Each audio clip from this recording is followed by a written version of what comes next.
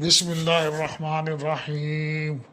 اور اب یہ روایت جو ہے، یہ روایت تو اس کے اندر ہمیں تقدیر کے اوپر بحث کرنا، ان چیزوں سے منع فرمایا گیا، اور بہت امپورٹنٹ باتیں یہ آپ لوگ توجہ سے یہ چیز سنا کریں۔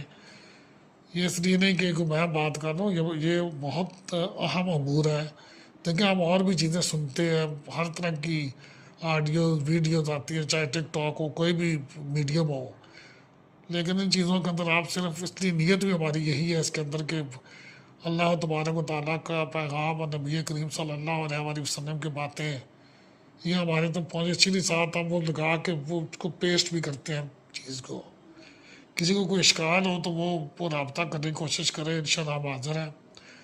تو ابو ہریرہ رضی اللہ تعالیٰ عنہ بیان کرتے ہیں کہ ہم تقدیر کے بارے میں بحث کر رہے تھے، اسی دوران رسول اللہ صلی اللہ علیہ وآلہ وسلم ہمارے پاس تشریف لے آئے اور آپ سخت ناراض ہوئے، حتیٰ کہ آپ کا چہرہ مبارک سرخ ہو گیا، گویا کہ آپ کے رخساروں پر انار کے دانے نچوڑ دیے گئے۔ تو آپ صلی اللہ علیہ وآلہ وسلم نے فرمایا، کیا تمہیں اس کا حکم دیا گیا؟ یعنی کہ جو آپ کہتے ہیں نا کہ بریکٹ کے اندر جو لکھا ہوا ہے وہ اس کا ترجمے کے ساتھ اضافی تعلق ہوتا ہے۔ تو تقدیر کے مطلب پر بحث کرنے کا جو حکم دیا گیا ہے، کیا مجھے اس چیز کے ساتھ تمہاری طرف بھیجا گیا ہے؟ یعنی کہ اصل بات یہ تو نہیں ہے، اصل چیز تو یہ ہے کہ تم عمل کرو، عقیدہ صحیح رکھو۔ تو تم سے پہلی قوموں نے اس معاملے میں بحث و تنازع کیا تو وہ ہلاک ہو گئی۔ میں تمہیں قسم دیتا ہوں اور تم پر واجب کرتا ہوں کہ تم اس مسئلہ پر بحث و تنازع نہ کرو۔